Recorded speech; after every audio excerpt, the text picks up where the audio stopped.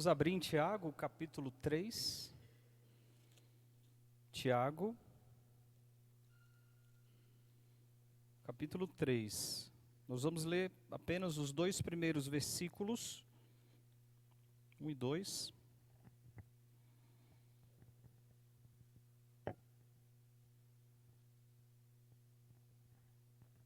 Vamos tentar resumir aqui ao máximo. Diz assim, Tiago 3, versículos 1 e 2.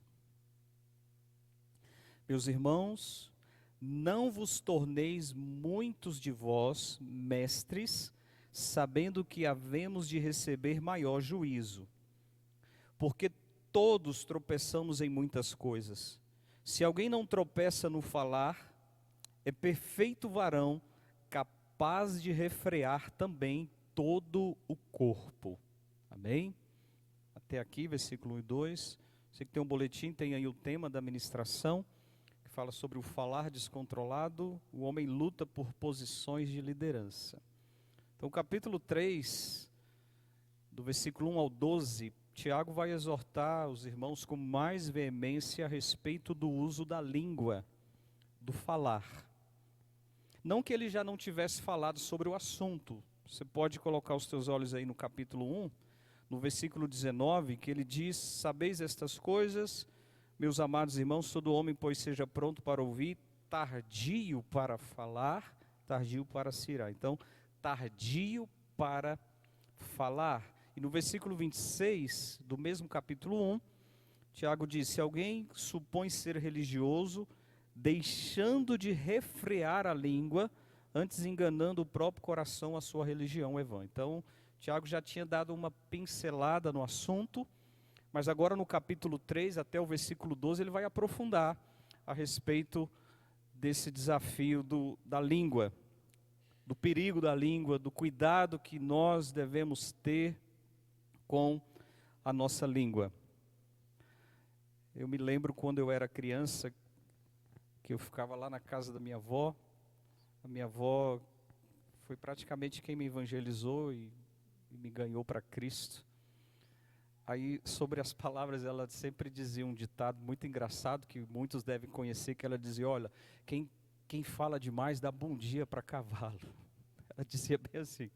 Em outras palavras, a gente precisa ser prudente, falar com prudência, com sabedoria.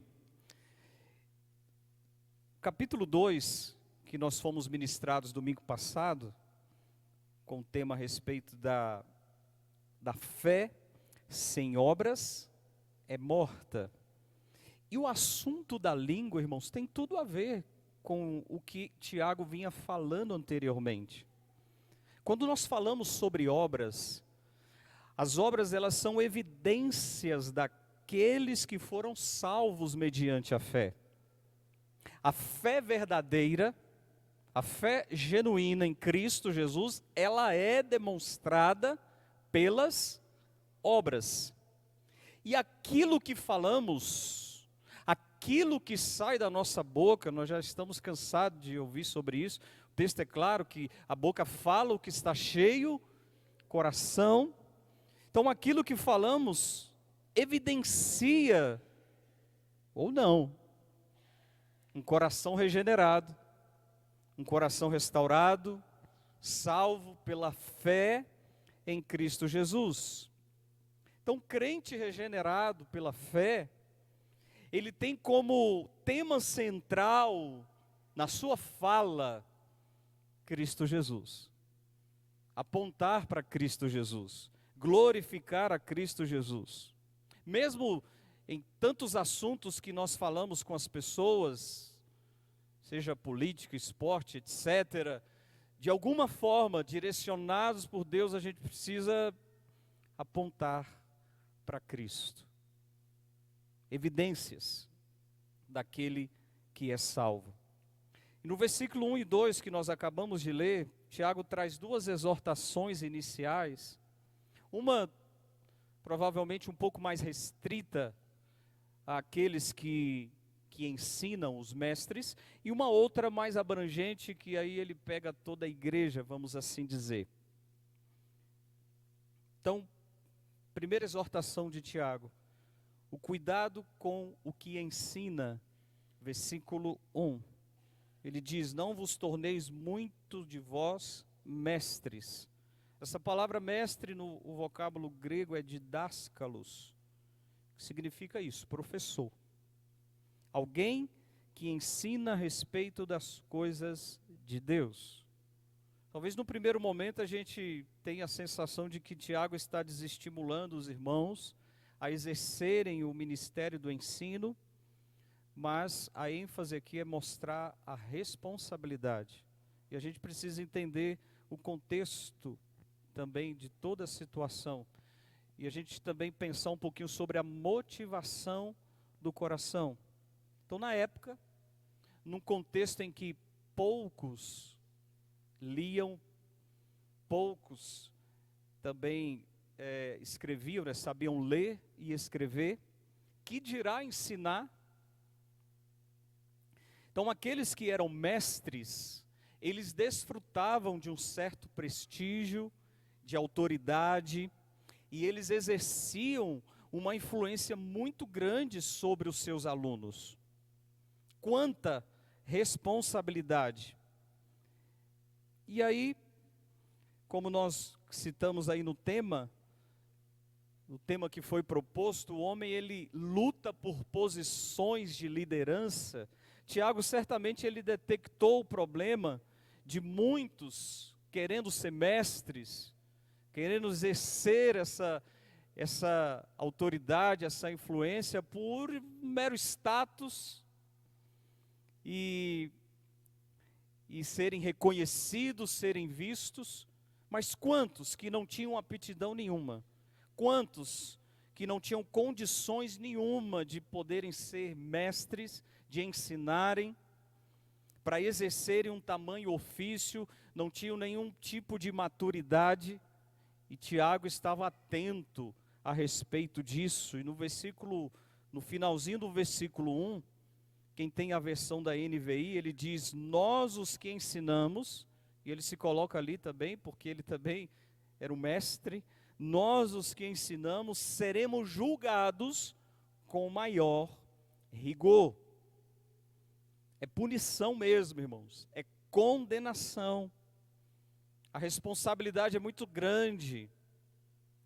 Quando nós olhamos para Jesus, as palavras de Jesus, e Jesus ele bateu de frente com os escribas, com os fariseus. Em Marcos capítulo 12, versículo 40, finalzinho do 40, parte B, ele falando, ele censura os escribas e ele diz: estes sofrerão juízo muito mais severo.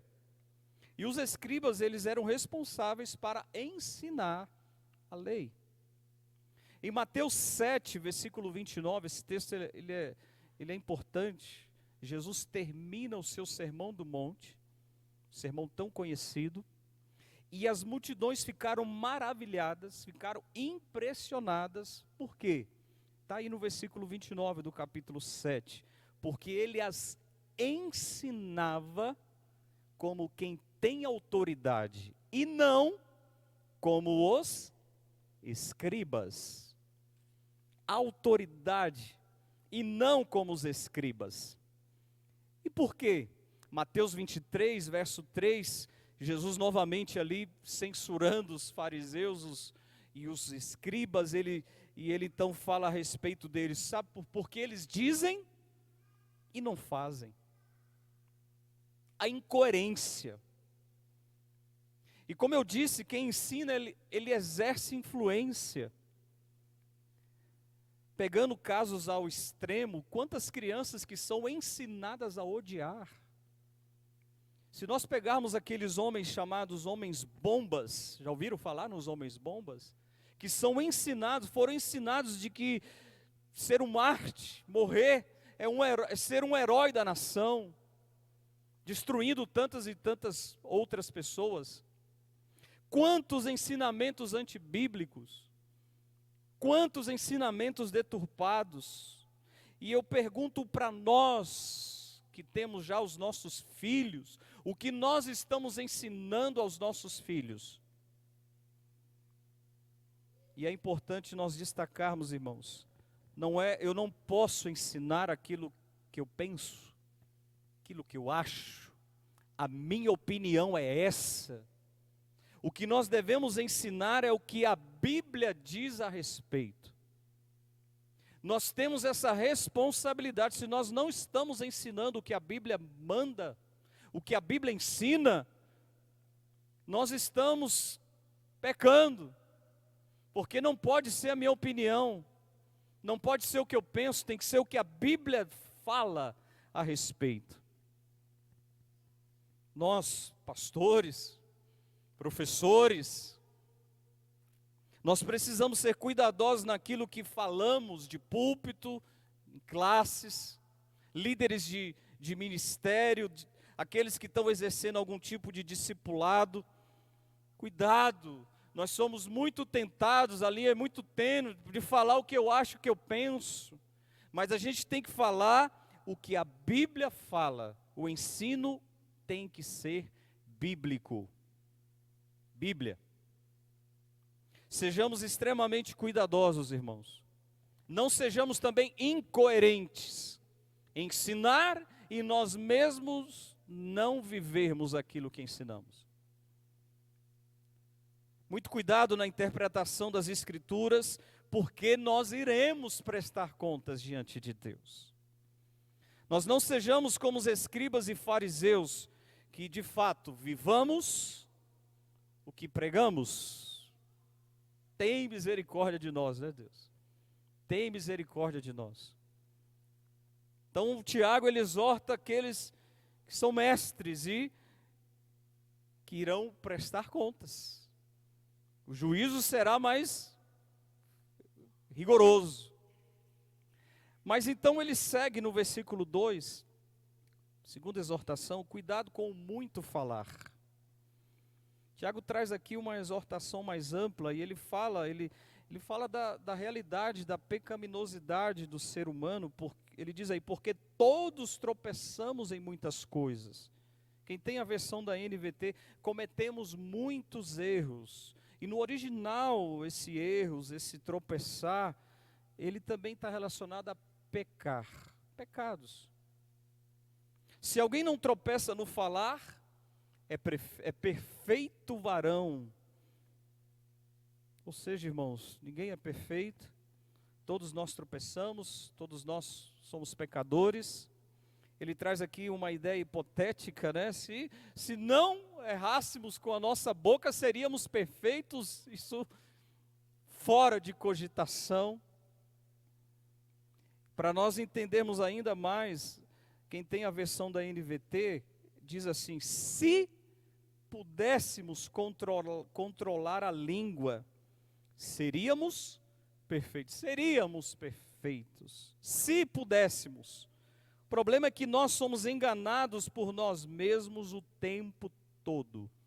Dá uma olhadinha no versículo 8, só para entender ainda mais. Tiago diz no versículo 8 do capítulo 3, a língua, porém, nenhum homem é capaz de domar, é mal incontido, carregado de veneno mortífero.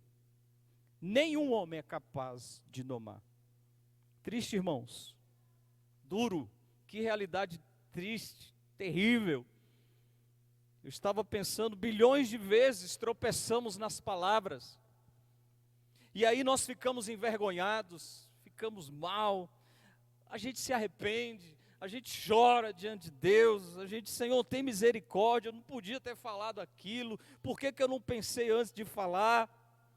Porque as palavras são como flechas lançadas, né? Você lança a flecha, acabou, não tem como você pegar de volta.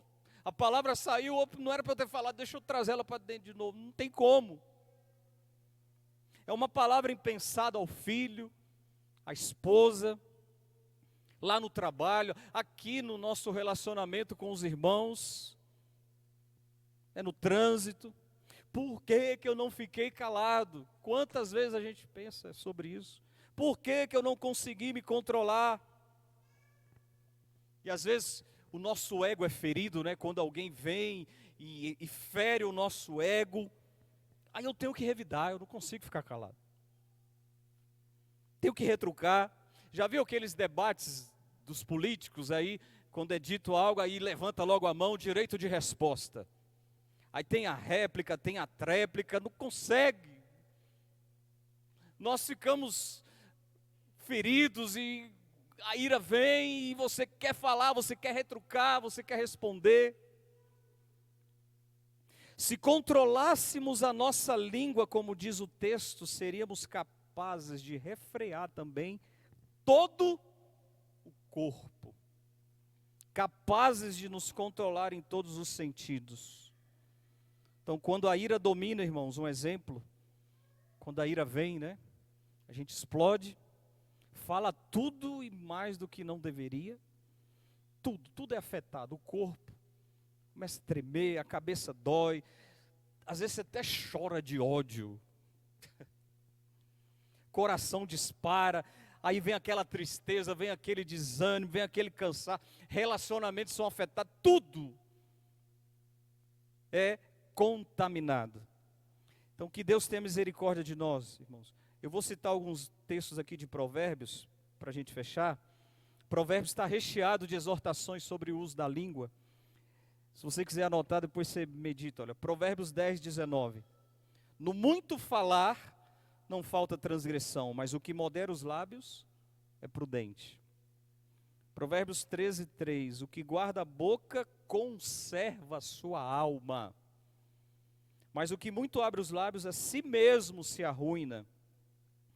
Provérbios 18, 21, que é muito conhecido. A morte e a vida estão no poder da língua, o que bem a utiliza come do seu fruto. Provérbios 21, 23, olha que maravilha esse texto. O que guarda a boca e a língua, guarda a sua alma de angústias. Guarda a sua alma de angústias. E a gente já citou o próprio Tiago 1,19, seja tardio no falar. Mateus 12, 36, irmãos, Jesus disse: digo-vos que de toda a palavra frívola que proferirem os homens, dela darão conta no dia do juízo.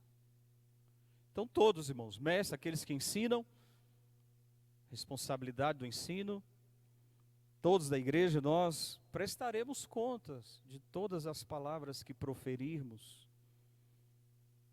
Está relacionado com as obras de um coração regenerado. A boca fala do que está cheio o coração.